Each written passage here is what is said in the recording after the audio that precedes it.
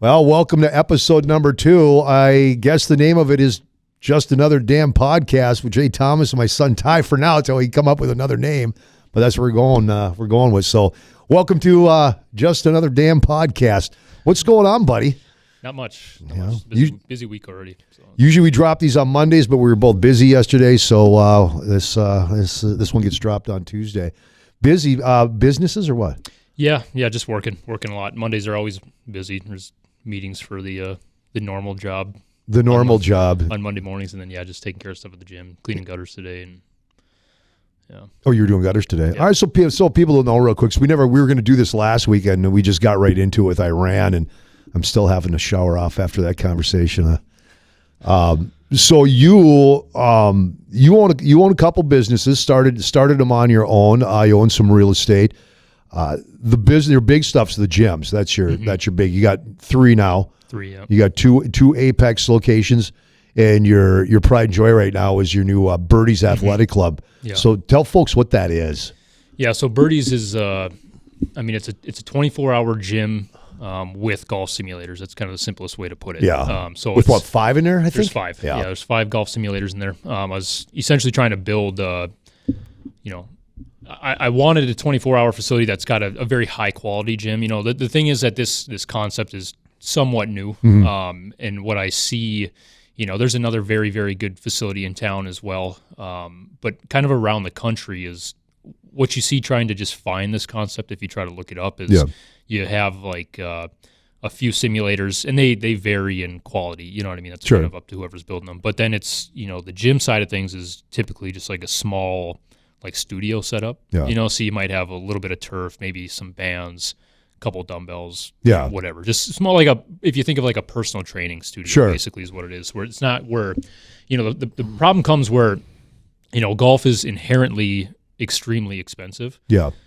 So if you're paying to utilize a 24-hour facility or a simulator facility, that's not a recreation spot, right? It's not like a bar. It's not like Top Golf or any of those other places. It's, you don't want to have to carry another gym membership somewhere else. Sure. You know what I mean? So you want the facility. It's one-stop shop. Yes, is what this is. That's what you'd like. You know what I mean? So that's kind of one of the issues that I see with some of the other facilities across the country is it's just very underwhelming. So if you're somebody who takes the gym even remotely serious, you're probably going to have to still have a membership somewhere else. And I got to believe, I'm not a golfer. I've just never been into golf, but if you're an avid golfer, you're going to want to be in shape. It certainly helps. Because you're doing a lot of walking and even the swinging and stuff. And so at your place, it's all in one, and it's a massive place too. Yeah, it's big. It's about 7,400 square feet. Like you said, 5 simulators. It's probably 5,000 square feet of gym space, and there's everything you can think of is in there, and as well as a lot of specialty stuff that you don't really see. Yeah. In a lot What's of the stuff? places. I like the booty builders. I like the booty builder equipment. Yeah. It's pretty fun. It's really cool stuff, man. It's crazy. It works very, very well. And then you've got the big sauna in there, showers. Yeah. It's a really cool place. And then you've got the 2 other Apex gyms in the metro, and then now you own Gutter Pros. Yeah. So you go out and clean gutters too. Yeah, I enjoy it, especially on days like today. It's nice and cool outside. I'm not cooking on the roof, which Yeah. And then you've got another job as well. Plus you got your real estate. You're a busy dude, man. You're busy. Where did you get this great work ethic from? I wonder where that came from. That's fantastic. What else is going on, man? What do you want to hit today? What do you want to talk about? You want to do serious stuff or? Yeah, I don't know. It's it's been tough, for myself keeping up with news and politics lately. So it's not that we have to focus on that, but the last couple of years I got a little obsessed with it, I would say, and it's at some point in time you kind of just have to stop. See, I never, when I was your age and younger, I never followed politics because I just didn't care. As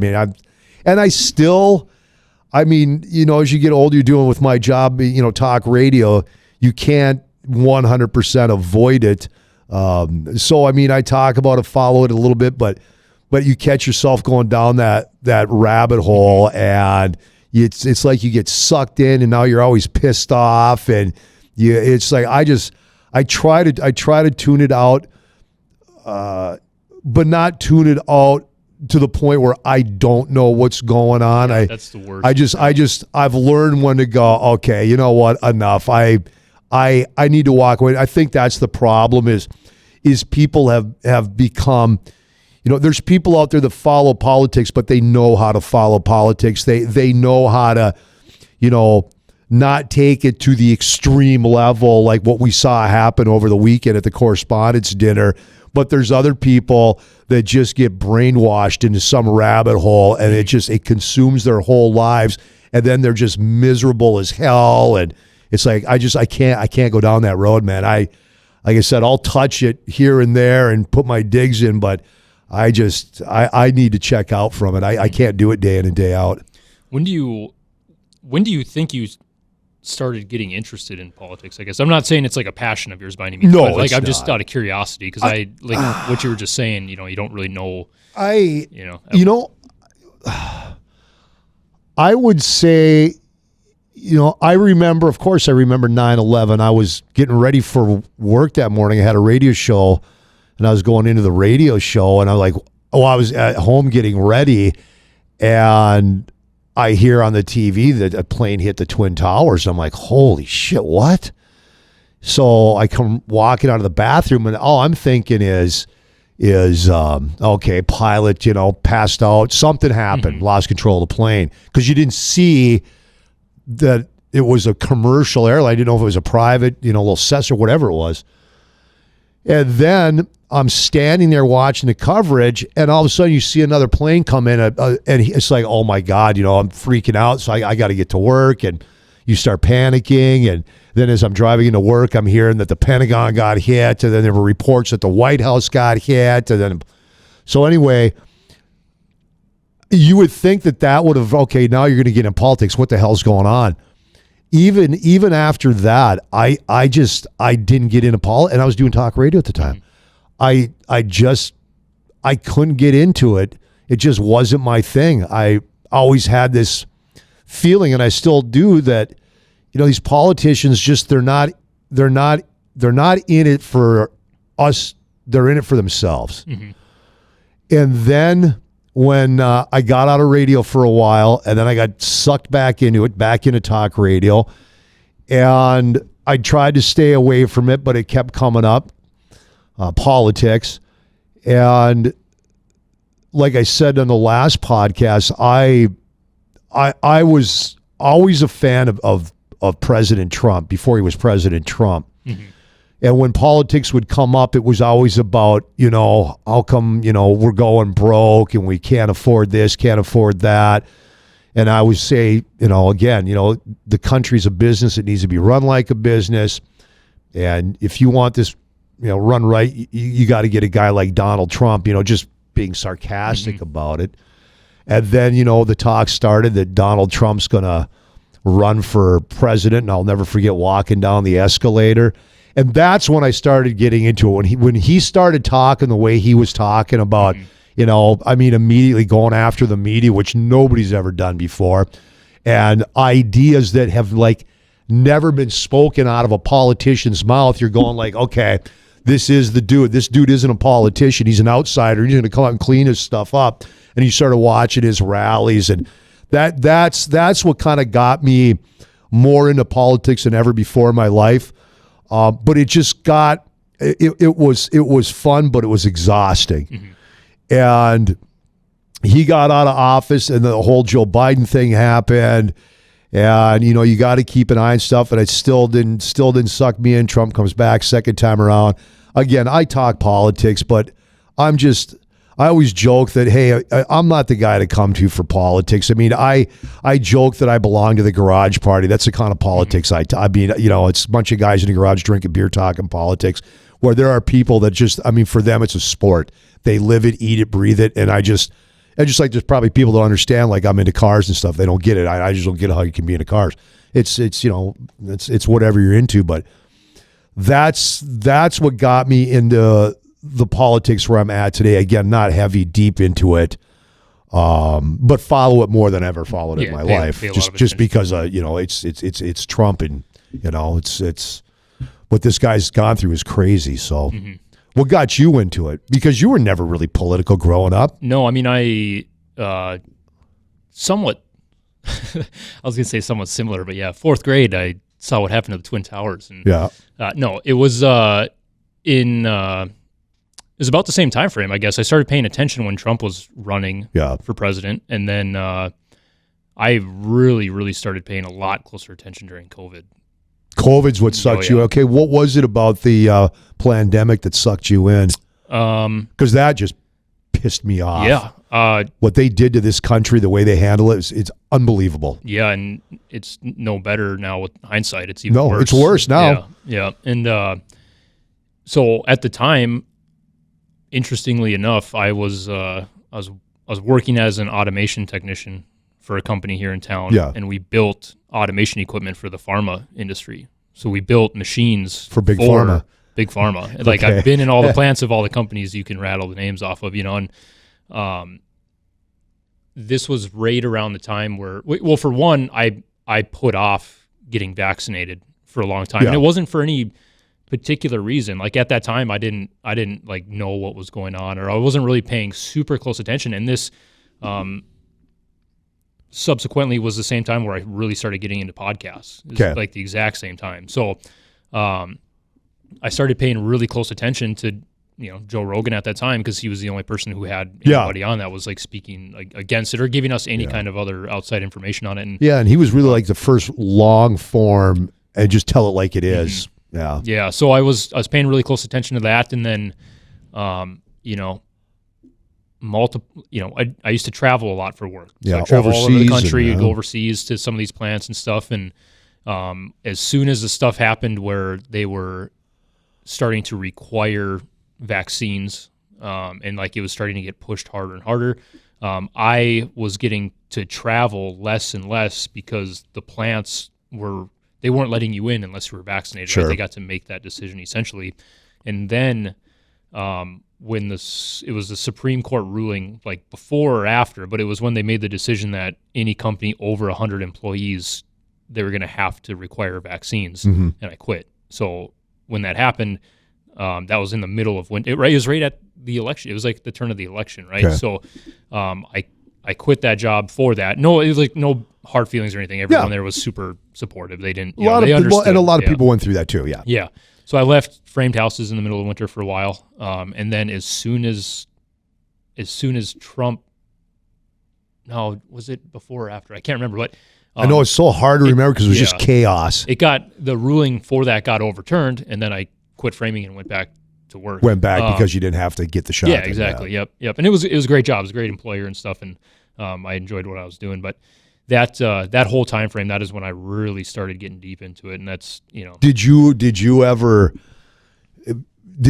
get so deep into it that you were telling yourself, I better back off, man. I'm getting sucked into this political rabbit hole, and it's starting to mess with my head. Yeah, me and myself and one of my very good friends, Jake, who we've had this conversation many times, where it's like if you start doing too much, it really starts to affect your mental health. I know, it does. Your mental well-being, and you kind of just have to, at some point in time, you have to honestly just stop. And unfortunately there's people who don't understand that, and then they'll just sit and rot in front of in front of the news, and but yeah, there's been plenty of times. I mean, even somewhat recently, I'm back into paying attention to stuff now, but I'm paying attention to very specific things, and they're not, again, there's some things that people would consider conspiratorial or whatever, but it's stuff that's important to me. To you, yeah. But see, that's the problem we have right now. So you may follow stuff politically that's important to you, and other people will go, why the hell are you wasting your time? That's not important. And that's the problem. People won't let people be people. You know what I'm saying? They won't let them go like, look, that's important to me, so don't tell me that it's not important to me, And we are now in a society where if you don't agree with what I feel or I think you should feel or what I think you should be following, then you're an a-hole, and then then it just goes down that road where there's just all the tension and the name calling and everything else. It's nuts. Yeah, you gotta for one, you got to mind your own business. You know what I mean? Don't Yeah. concern yourself with what other people's top priorities are, I guess. But yeah, that was it for me. That whole time frame, and then everything this last election was probably the most intense For you? sure. Oh yeah, for sure. Really? I mean, it was the most, and I'll say it again. We're gonna end up talking about politics the whole time, but Damn it. that was the first. This last election was the first time that I was like outright, not like vocal, but I made my opinions, public. What do you mean you made them public? Like going on social media, okay. just stating like my opinion that I'm going to be voting for Trump, essentially. You know what I Okay, mean? But yeah. like, because a lot of people, you have friends on other sides of the aisles and stuff, and Yeah. like you just a lot of people that you just don't end up talking about politics with. You Yeah. know what I mean? And I've got know those that you're friends. on different sides of the fence or whatever. You just don't do it. And this was, like I said, the first time that I made that public, and now like I'm not, me personally, I'm not super excited about how things have gone, and I've made that public too. I don't have a problem with it, So it's No. But yeah, it's been an intense. Have you lost friends because of it? No. Yeah, I shake my head when you see stories or talk to people and hear that they've lost longtime friendships or they don't talk to family members anymore because of politics, because they're either a Trump supporter or they're a Biden supporter or whatever. And I don't get that, because you are, and we may have brought this up last week, but you're giving up a friendship or a family member over a person who doesn't give a damn about you, doesn't know who you are, could care less about you, and you're pissing all this away for that. Yeah. I never understood that. I've had friends that on social media, I didn't block them, but I've just unfriended them so I don't see because they're so radical on their social media. I mean, I'd still go have a beer with them. And I had one reached out to me, been a friend of mine for 30 plus years, and I just got sick and tired of seeing his stuff on my feed because it was just downright, number one, just lies. Absolutely hates Trump. I mean, just hates him. But it wasn't even that. It was just the stuff he's posting. It was just nonstop. And I'm like, okay, I don't want to see this garbage anymore. And then, he direct messages me, says, hey, dude, what the hell? You unfriended me? I mean, and I just explained to him, I said, look, man, I unfriended you because I don't want to see the stuff that you're posting. It's nonstop political stuff. It doesn't mean we're not friends. It's just, I don't want to see it. Just like if you were with me in the garage having a beer and you were just going on and on, I would look you in the face and tell you, dude, I don't want to hear this shit right now. Yeah. We're in the garage relaxing. So don't take it personally. And he understood. Yeah. He's like, oh, okay, I get it. It's like, yeah, this doesn't mean we're not friends. See, that's a problem too. People, they have all these friends on social media and they think that they're friends. These people you don't know. I mean, in this case, this is somebody I knew. We were friends because we knew each other for years, but somebody will get unfriended or somebody will friend them and they freak out. It's like, come on, man. It's again, social media is just, it's got good, but it's really been a scourge on society. It really has. Yeah. It's ridiculous, man. So are you deep now? So what'd you think about what happened over the weekend, the Correspondents Dinner? I was just like, I'm like, you got to be kidding me. Here we go again. It's it's fishy to me, if I'm being honest. Yeah, be honest. Yeah, it's what's fishy about it? Oh, I mean, there's kind of a number of things, and I will say I was paying more because did it happen on Saturday? Or It was Saturday. So because I was in the garage finishing up because I'm remodeling the kitchen cabinets, and I'm like, oh, that's right, the Correspondents Dinner site. So I go turn it on because I had one of the card channels on.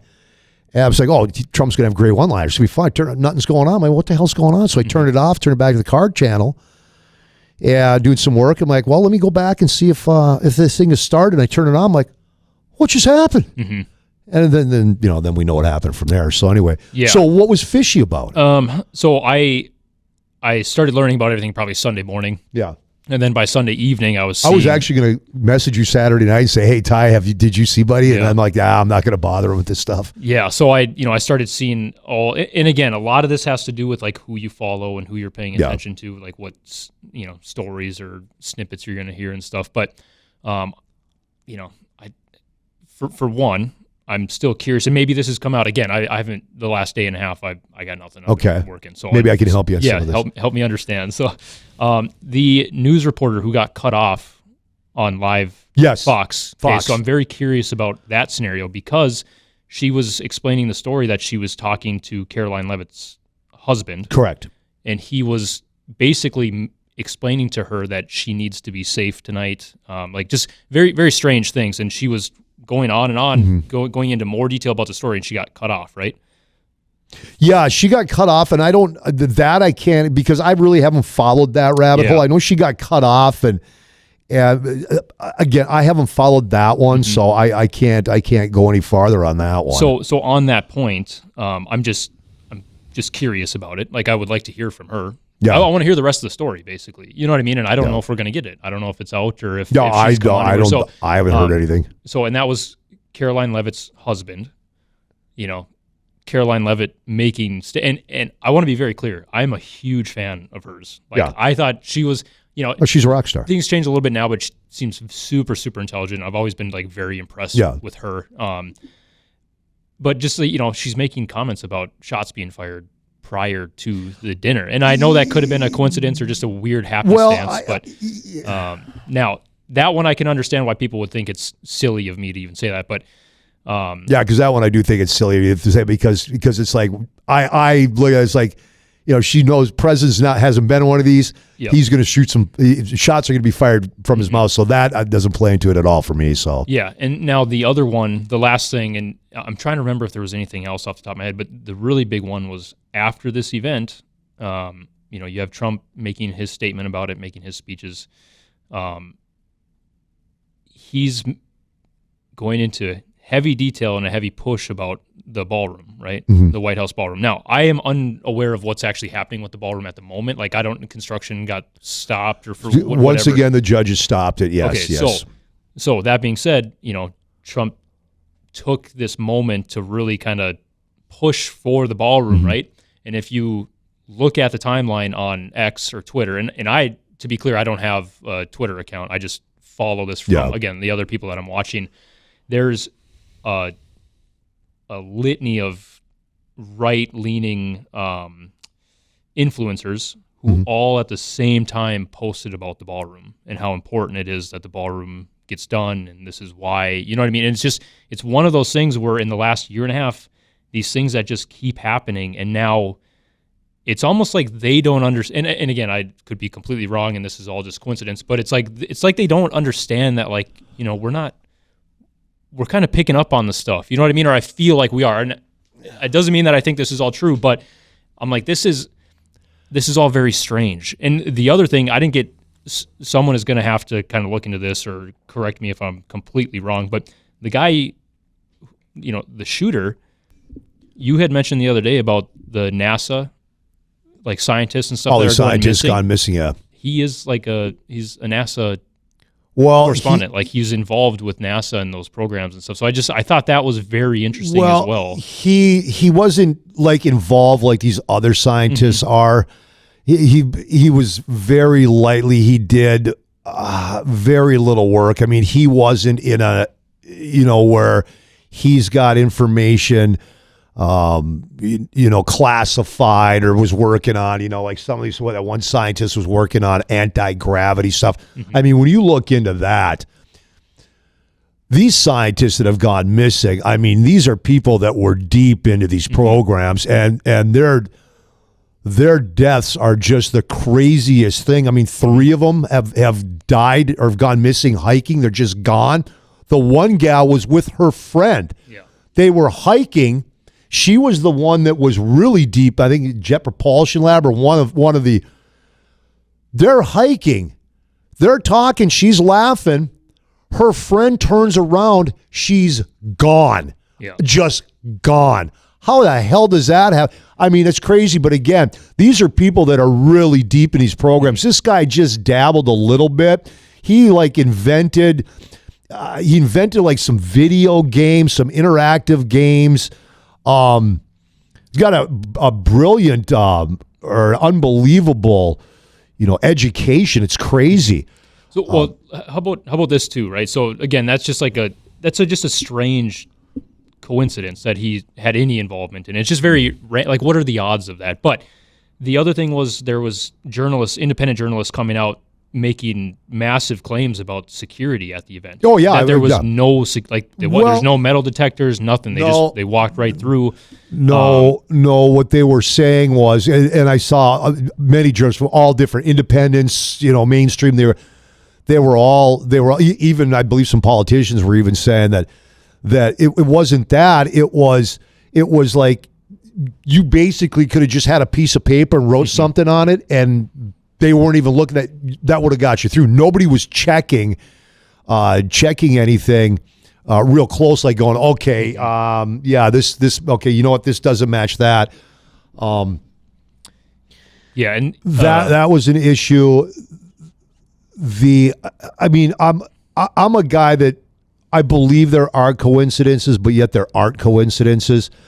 For this guy to have some kind of tie, whatever, and if I knew we were going to talk about this, I'd grab the information from my office. But for me, that's not a coincidence. 9, 10, or 10, 11 scientists missing or being killed in a matter of like 3 years. That to me is not a coincidence. Yeah, it's crazy. But but something I have noticed is that's that last week, and I know how the media takes. I mean, this is the hottest thing that has gone. Yeah. But the government was all over this. Trump was all over it. The Department of Justice, all these organizations said, look, you need to look at this. We want answers by this date. And I think actually the date was yesterday. They wanted answers. It's just gone. Mm-hmm. It's gone. Yeah. There's no more talk of it. That's all gone. Crazy. So to me, that's not a coincidence. There's something there. There's just no way. This guy, the attempted the guy that tried to assassinate the president, and he was, because that's, if you read his, they're calling it a manifesto. It's not a damn manifesto. It's a letter he wrote to his family. That's the other thing too here. So if we're going to compare this to any of the other events that have happened in the last year and a half, right? So with Charlie Kirk or the Butler situation, the golf course, it's like, so everything was just handed to us, and in this particular instance, we're making everything public immediately. Like, where's this transparency with everything else that's happened? You know what I mean? So it's all of this stuff combined. It makes it seem very wait a minute. fishy. So what was transparent? What wasn't? So just we have all of the information about this guy. Yeah, everything. Yep. What do we know about Tyler Robinson? Well, I see where you're going. What do we know about the Butler shooter? Well, and it's not like, and Trump, to I shouldn't say to his credit, but he appears to be over it, like the Butler situation, right? He's not seeking more information. They just let it go. But you know what I mean? And it's very strange to me. Okay, so Butler, you had a different administration that was crooked as hell. They were hiding everything. Yeah. You had people in the FBI Secret Service that they hated Trump. Yeah. That they were. I mean, look at the lady that was running the Secret Service. Yeah. I mean, this dumb broad, she didn't have a clue what the hell she was doing. I mean, people are screaming, there's a dude on the roof with a gun, and nobody does anything. And the local police were told basically stand down, that the secrets, and then his body is just like that, cremated. It's gone. Yeah, that's what I'm saying. It's crazy. But that was a different administration, and I think they weren't transparent about anything. Yeah, they were doing crap they shouldn't have been doing at the time. And now we find out all the crap they did at Mar-a-Lago with the raids and everything. But I think you have now with Kash Patel and others that are in charge of these, they're making sure that information gets out to the public. They want to be transparent. In this one instance, though. But what other instance? The golf course president wasn't in charge. How about Tyler Robinson? That's the biggest one. The Charlie Kirk. Mm-hmm. What don't we know about him? We don't know anything about Tyler Robinson. We don't. He hasn't come out and pled guilty, right? We have the court proceedings are going on now. They're fighting it out in court. So that's happening right now. So yeah, you're not going to get. I think they're still fighting over whether there can be cameras in or whatever. Because I haven't followed that one that closely anymore. That one to me too. That's another one where I just can't go down that because there's people that think this was a setup by Erica, or it was a setup by the government or whatever to take him out. I just think these people, again, I just think they're all crazy. I think they're nuts. In Charlie Kirk's situation, I mean, this guy's going to campuses. Yeah, he's got security, but he is in situations, and he's on a campus where he's in a bowl, and you've got campus police, nothing against them, but they were way over their heads. They never thought a crowd this big would show up. This kid knew the setup, knew where Charlie was going to be. He knew the campus. He knew exactly where we're going, not to mention he was an avid hunter. So the guy could shoot a gun, could shoot a weapon. So I know people want to believe that the government's behind everything, or there's organizations that are taking these people out. I just can't get there yet, man. I can't. And I think there's been 3 attempts, Ty, on President Trump just because of who he is. He has pissed off so many people, understandably. I shouldn't say understandably. He's ticked off so many people because he just tells it like it is, and he's going to do what he's going to do. And he has stirred up the swamp, man. He is making people's lives miserable, and I think it's people. And when I see people's lives, I'm talking politicians that have been, hey, we've had it good. We get to do this. We come into Washington. We become rich. We get to play this game. And Trump is messing all that up. But even with that said, I don't think that there's some...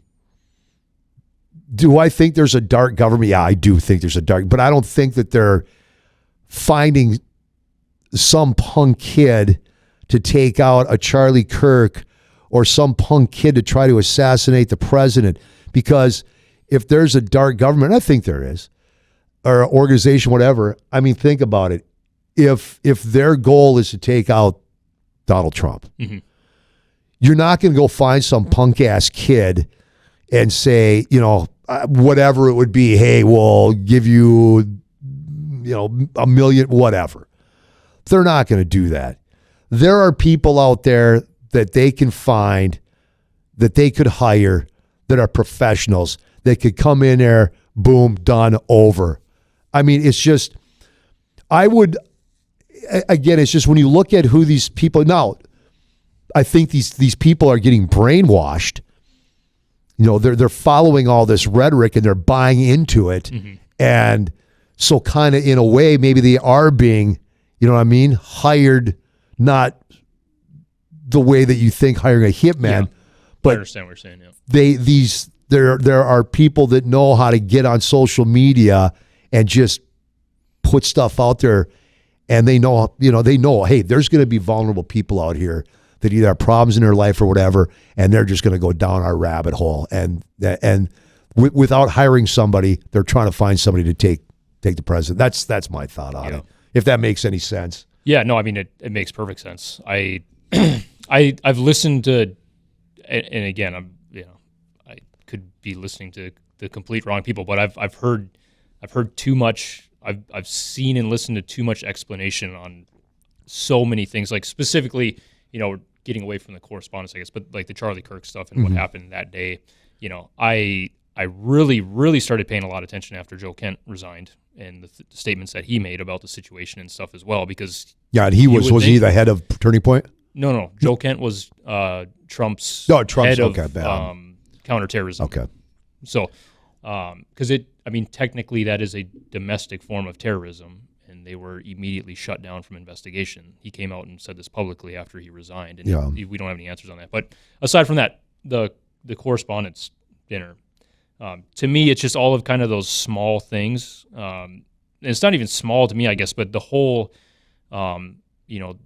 the right influencers, the left side does this exact same thing, but all of them at the same time, all of their tweets are specifically talking about the ballroom and its importance. And that's right. We were talking about the ballroom. We went way off the rails. But that stuff it drives me nuts. Like, it's just like, you guys think that, and this is going to make me sound like such a skeptic or a lunatic, but it's like you guys are you think you're hiding in plain sight, and I think it's going away. Like, I think people are starting to pay a lot more attention to it. And I understand I could be completely wrong. Who's hiding in plain sight? What do you mean? Like nefarious.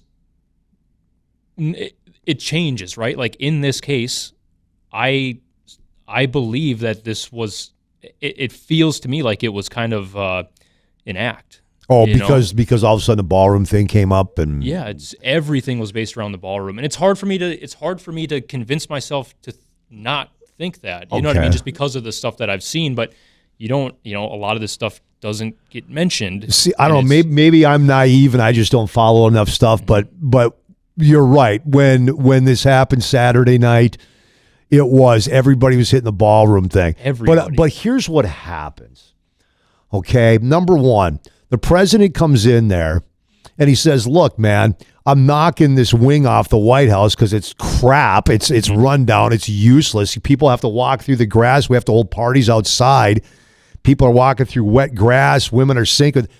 And he's right. Why don't we hold all these dignitaries come to the White House and they hold these lavish parties or try to, and you got this wing of the building that's ready to fall apart. Why don't we have a massive ballroom that's secure and safe? So he's going to do this, and it's not for just his benefit. This is going to benefit presidents for decades to come. And other presidents have done renovations to the White House. They all have done that. Yeah, presidents put swimming pools in, bowling alleys in. A wing was built. So he does this, and he does it without any taxpayer dollars. That ticked off the left so bad, they're like, we can't let him do this. This is just going to make him look great that he can do this, and it ain't going to cost the taxpayers anything. So they're going to do anything to shut that thing down. So where I'm going with this is, and they do it. They find another activist judge. Judge shuts it down. Now you got Republicans who are going to try to fast track and get this thing back up. What was... like I said, I'm naive to this. What was the reason that the judge shut it down? Because the judge said, look, you cannot do this without congressional approval. And that's what's being battled. Where Trump's saying, no, I don't. I'm renovating the White House like every other damn president has done. Yeah. They didn't need congressional approval. Yeah. You're telling me. So that's what the battle is right now. I should say, too, really quick, just so everyone knows, like, I'm not opposed to the ballroom either. Like, whatever. I mean, it is like I saw like when they first mentioned it and we're talking about it, I'm like, oh, well, I mean, that's cool, I guess. So it's like I want to make sure people know that like I'm not opposed to the ballroom. This is just very strange to me. So Trump and his whole argument has been, look, it's embarrassing. We have very important people from all around the world that come here to the White House, and we're holding parties outside under tents. I agree with that too. I think it's ridiculous. Yeah. And he said from day one, Ty, he said, this is not safe. I mean, yeah, we've got Secret Service, we've got armed guards, we get, but it's not safe. So I'm going to build this so we've got something to be proud of. It's safe, it's secure, it's inside, and then it gets shut down. So I think what you're seeing is that as soon as this happened, it's like first you're like, how can some guy come running through a hotel where... And it's not just the president. The whole succession of government is there, which I think is the dumbest thing ever. You have the president. President gets taken out. Next, then it's J.D. Vance. He gets taken out. Next in line, Speaker of the House. He gets taken out. Then it's some president, I don't know what. Why the hell do we have all those people in one room to begin with? That's ridiculous. But my point is, you got a guy that comes running through a hotel where there's Secret Service with a long gun, and he can get... Now, everybody's saying the Secret Service didn't do their job. They did their job. They stopped him. The guy still had a ways to go. They stopped him. But still, it should have never gotten to that point. That guy should have never been there. That's the same hotel where Reagan was shot. They hold these all the time, and there have been concerns in the past about security. So I think what you're seeing... excuse me... I think what you're seeing is everybody knew why Trump wanted to build this ballroom. This happens. They're all on the same page because they all have the same talking point, views. Yeah. So one of them fires off. This is why we need the ballroom. They're like, okay, that's the road we're going down. So they're all using that to say, look, this is why we need the ballroom. They're all on the same page. Just like if you notice the Democrats, it's amazing how all of a sudden one day one will say something and then every one of them are using basically the exact same language. It's like somebody gets on a phone and says, okay, here's the talking points for this week. This is what you're going to say. They're Nazis this week or they're this. I think what you saw here was that here's our opportunity. This is what the president's been saying. This is our opportunity for all of us to get on social media, get out there in front of the cameras and say, look, this is why we need the ballroom. I think that's what happened there. Yeah, they saw an opportunity and they took it. Yeah, and this is the difficult part because I think that's a fair thing to, that's what I to think say. it was, you know what I mean? It's tough to tell at what point does that start, or is it just that's just the way it shook out. I just think that's the way it shook out. I think I don't know who said it first. If it was a president that said it first, and it might have been the president that said it first, and I would completely understand. I didn't once look at the president or anybody go, okay, was this thing set up? All of a sudden he's pushing his ballroom. No, this guy is sitting in a room that's supposed to be secure, Secret Service, and you've got every dignitary from government there. You've got all these people from the media, and this guy can come running through with a long gun and shoot a Secret Service agent, and then these Secret Service agents are shooting at him, and nobody shoots this guy? Yeah, I mean, so this is him going, this is why I want that ballroom, and then you've got all your pundits they're going, we're on that bandwagon, Mr. President. Yeah. We're going to push it too. Because now you've got the Republicans going, we're going to fast track this through. So... yeah, I mean, that makes sense. The way you're explaining it makes sense. I'm still I'm going to follow up with it, but I'm curious about the reporter. I mean, I still want to know what happened. Yeah, I caught a little bit of that. Yeah, something about, they were talking and all of a sudden got cut off. And I know there was, Levitt was talking about shots will be fired tonight. I think that had nothing to do with that. That was her, hey, the president's going to be shooting. Yeah. Shots going to be fired across the bow at these reporters. And so I just think that's another one of them. Again, I believe there are coincidences, small ones, but I also believe there are things that are not coincidence. Like, again, this whole scientist thing, that's not a coincidence. There's no way in hell that's a coincidence. This stuff is, for me, too small. Again, the butler, this was just, you had local police there that were told, hey, we're in charge by the Secret Service and the feds, stand down, basically.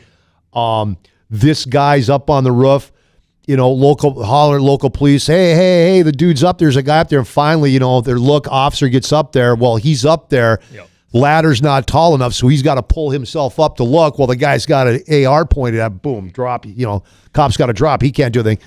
But the thing about that, the only thing about Butler, there's two things. Well, there's more than two, but the two big things that make me go, Well, number one, I still don't think that if there was a group out there that wanted to take President Trump out, they're going to hire some punk ass kid to do it. They're gonna find a professional. I watch movies. No, I'm kidding. That kid, they killed that assassin, or they killed him, or attempted assassin. They kill him. There's people walking around all over on the roof up there. Now, is this incompetence because these were Secret Service people that were new and didn't know what the hell they were doing? Or is this trying to hide something? This kid's body is gone. It's cremated immediately, basically. And the roof is immediately washed off. They just cleaned it all off. Yeah. It's like, where the hell's the crime scene tape? What are you doing here? Yeah. But I don't know if that was just pure incompetence because the lady running the Secret Service at the time was a freaking moron. Yeah, but there's so many layers that you'd have to get through for her, I'm sure, to just make that decision to do that. But regardless, too, like with the Butler assassination, like I think that was like a legitimate assassination attempt. Like I'm not skeptic of that. I'm skeptic about everything that happened after and like why we don't. Why all of that stuff happened that you're explaining? I think it all just went away too. I think it was because of the absolute incompetence of that administration. Who was in charge? The lady that was in charge of the Secret Service, the Department of Justice. We know that the person, I can't remember who the head of that was. It was just all a bunch of people that were more concerned about DEI than anything else. That was what they were concerned about. And this thing was completely botched, and they just wanted it all to go away. That's what I think happened there. It's just same thing too with the nut job at Mar-a-Lago at the golf course. That's just another. I just think you've got the crazies coming out of the woodwork. They go down these political rabbit holes, and they believe all the BS they're reading, and they feel like they're doing something. I'm going to do something for my people or the country or whatever, and they just snap. Yeah. Because I mean, if you sit there and that's all you do all day long is just sit there and fill your brains with whatever it is, you're going to start turning, and you're going to start feeling different in your mind. I give you a prime example. It's going to sound crazy. This was years ago. I never watched The Walking Dead. I just wasn't into zombie stuff. I was like, give me a break. I was on Christmas break, and that's when I was building the wine cellar down behind the bar in the basement. And there was nothing on TV, so as I'm building it, I'm flipping through, and they were doing a Walking Dead marathon. And I'm like, oh, crap. All right, I'll put this on. And I started getting sucked into it. Yeah, I've been through it. No. So this is from the very first episode. So I'm down here for days on end, and I'm building this wine cellar and humidor, and it's just all I've got is the Walking Dead marathon on. And after like 3 days of that, I kid you not, this has never happened to me before. I had to turn it off. I started getting so depressed and ticked off because you're just watching this death and destruction. Everyone you love kept getting killed. Exactly. And it's like, I'm crazy. Like thinking to myself, like, what am I doing? How am I getting sucked? I'm literally depressed watching this, and I shut it off. I couldn't watch it anymore. I did the exact same thing. So like I never got into that show until years after it came out. So I started watching it probably like 5 years ago, and I binged it through. I didn't make it through the last probably 3 seasons or so, but I watched. I don't even know how many seasons there are. I watched probably 6 or 7 of them, I think, and that's about what I did. Yeah, and by the end of it is similar to that, but I also just I couldn't take the anxiety anymore. You're just constantly waiting for something bad to happen. Yeah, I was like, I can't. And I'm a guy that I think anxiety is overplayed, but that's you just like, I mean, I'm thinking to myself, I'm actually sucked into this. I'm depressed. I'm getting anxiety over this. It's a damn TV show. Yeah. But I'm saying that because that I think is what's happening with social media and the interweb, the dark web, all that. This is what people are doing. They're sitting in front of their screen or on their phone, and they're just consuming this stuff over and over, and they don't know when to shut it off and say, I got to step away. And then you get what you get. What happened at the Correspondents Dinner, what happened in Butler, what happened at Mar-a-Lago. These people just, they just, this is their lives now, Yeah. So that's why I was using that comparison, because it's like, man, you can get sucked into stuff. I mean, it's the same thing. If I'm on social media, I'll get sucked into some rabbit hole on those reels, those videos that are on there, and just start fussing. Like, okay, I got to stop, man. I'm getting too sucked into this thing. So, yeah. Anything else, pal? I don't think so. Not that I can. I really want to dive one of these, man. I hope more stuff comes out, because I really am intrigued by all these scientists that have gone, or either murdered, gone missing, or found dead, but the information has not been disclosed as to what happened. And this is crazy that 3 of these people have just gone missing hiking. Yeah. Just they're gone. Something's, to me, that's not a coincidence. Yeah. Yeah, and it's like how deep into that could you get to, like looking beforehand, like how long were they planning these hiking trips? What are they actually hikers, or was it spontaneous? But some of them are just, they just freaking walked away. They just walked away. It's and the thing that gets me, I know we got to get going here, but they started going missing in like 2022 or 2023, and like a week ago, or maybe it's been 2 weeks now, that's when all of a sudden we have to start looking into this. I mean, people are talking like they didn't know this was going on. How do you not know that your top scientists from NASA, from military, from jet propulsion lab, that these people are they're being killed, or they're disappearing, or they've died in mysterious ways, but the information is not being how does nobody in the government catch that? Yeah. I mean, the president's asked about it, and what did he say? Yeah, I was just in a meeting about that, and we're going to look into this. Why the hell wasn't somebody looking into this a while ago? I mean, I could see if one or two, you start getting like four. What, there's a fifth? Wait, there's six now? 6. What, 7? and nobody's like saying, okay, what's happening here?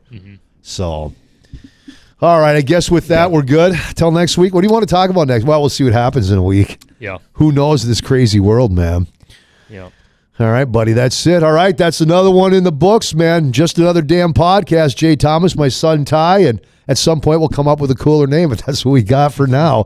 Folks, have a great week, and I hope you enjoy these podcasts. If you ever got questions or you've got ideas, something you want us to talk about, you can reach out to Ty on social media. Just direct message him on Facebook. Same thing to me. You can direct message me and say, hey, guys, I wish you guys would talk about this. We did this, so you get the perspective from a guy that's 60 and my son who's in his early 30s, just get different views on. And again, it's not always going to be political, but right now that's what the news cycle is, man. It's just, it's some crazy stuff going on.